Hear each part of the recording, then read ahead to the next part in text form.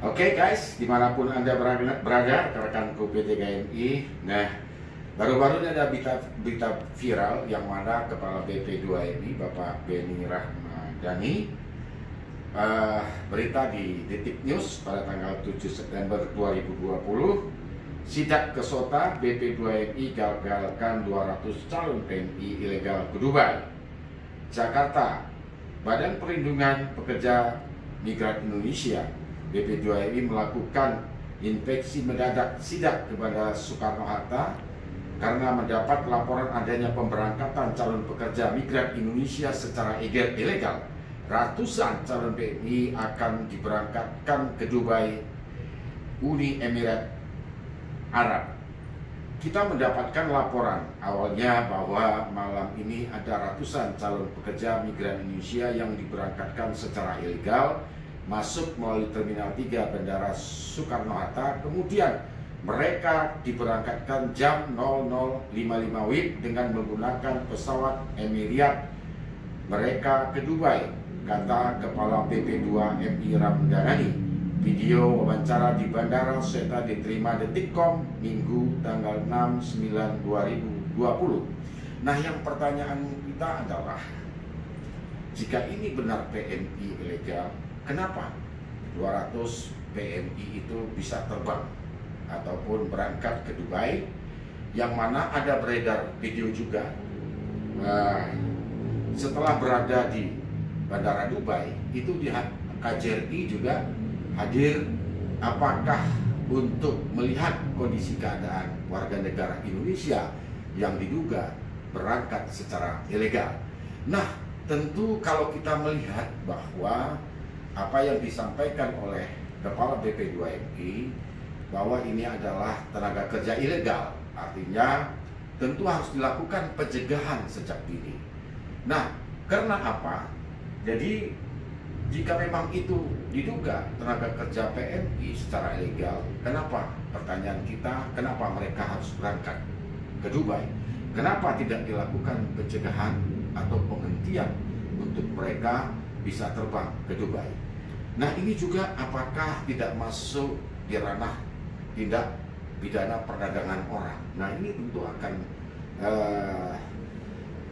membahayakan atau akan membingungkan untuk warga negara Indonesia yang kita duga berangkat secara ilegal. Bagaimana tanggung jawabnya?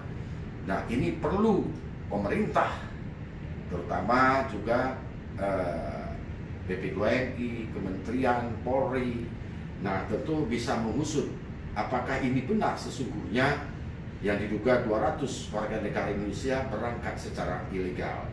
Nah, tentunya harus diusut tuntas, jangan terjadi pembiaran terus-menerus. Nah, ini harus kita dukung, masyarakat harus mendukung, siapapun harus mendukung agar masyarakat Indonesia jangan sampai berangkat tidak melalui prosedur yang benar. Apa yang kita tahu bahwa untuk informal itu untuk bekerja di Dubai itu untuk sementara masih dihentikan. Nah, maka dari itu kita berharap kepada Kepala BP2MI tetap semangat mencegah sindikat-sindikat yang tidak bertanggung jawab, siapapun dia, apapun dia, ini harus berani diberantas, harus berani dihentikan. Karena apa?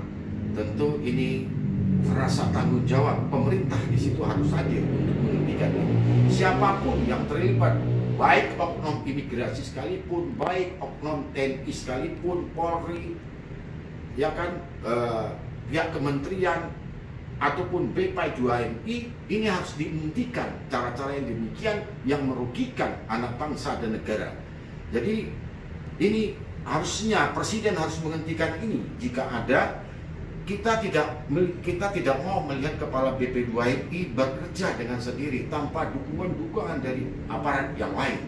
Nah, ini adalah orang-orang yang dengan sengaja menempatkan tenaga kerja luar negeri. Ini adalah orang yang tidak punya hati nurani, tidak punya pri kemanusiaan. Kenapa saya mengatakan dari mana rasa tanggung jawab mereka?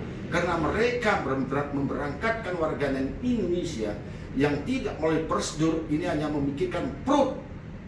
Hanya memikirkan perut, tapi dari mana perlindungan mereka? Ini pemerintah harus tegas dalam persoalan ini. Nah, ini pun kita membaca juga bahwa dari 200 itu informasi yang masuk ke Pak Beni, maksudnya berangkat 200-an, dan sebagian besar dikatakan 90% mereka akan bekerja sebagai pembantu rumah tangga. Padahal pemerintah belum mencabut moratorium pelarangan pemberangkatan atau penempatan pekerja migran Indonesia di sektor domestik termasuk pembantu rumah tangga. Jelas, ini jelas sekali bahwa untuk masyarakat Indonesia yang ingin bekerja ke Timur Tengah, hati-hati dengan calo, hati-hati dengan sindikat-sindikat yang akan merugikan Anda bekerja tanpa perlindungan, tanpa pertanggungjawaban. Jika Anda terjadi sesuatu di negara penempatan yang belum diizinkan oleh pemerintah, kami himbau baik keluarga, baik pemerintah daerah. Jadi semestinya pemerintah daerah pun ikut bertanggung jawab untuk mencegah warganya, masyarakatnya berangkat secara ilegal. Jadi mari kita cegah dari RT RW sejak dini sampai ke tingkat kecamatan ataupun tingkat kabupaten ataupun wali kota. Ini diberi informasikan kepada masyarakat bahwa untuk informal ke Abu Dhabi dan ke Timur Tengah itu masih di stop, masih belum dibuka untuk ditempatkan ke luar negeri. Terutama ini adalah kasus Timur Tengah.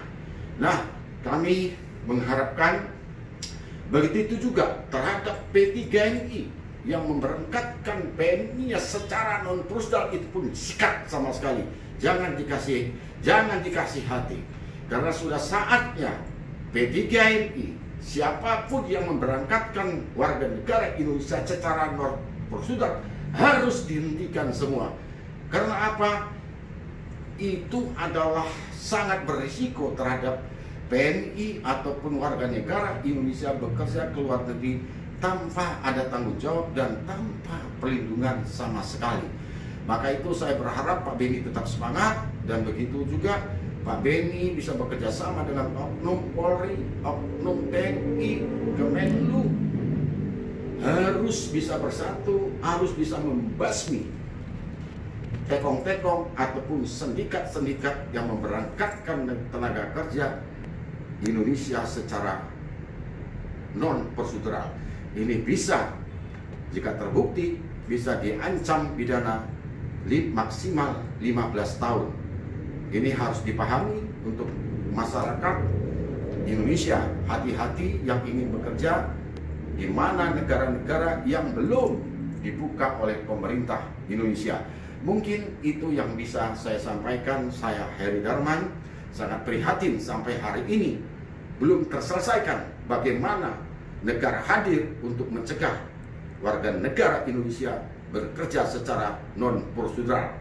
Kepala BP2MI, tetap Anda semangat. Kami akan mendukung Anda untuk membasmi, mencegah sindikat-sindikat yang sampai hari ini belum berhenti mempekerjakan warga negara Indonesia secara ilegal. Mudah-mudahan kita cegah sejak ini, jangan sampai ada lagi warga negara Indonesia yang dipekerjakan secara ilegal. Saya selaku masyarakat mendukung apa yang dilakukan Kepala BP2MI. Tetap semangat, merdeka!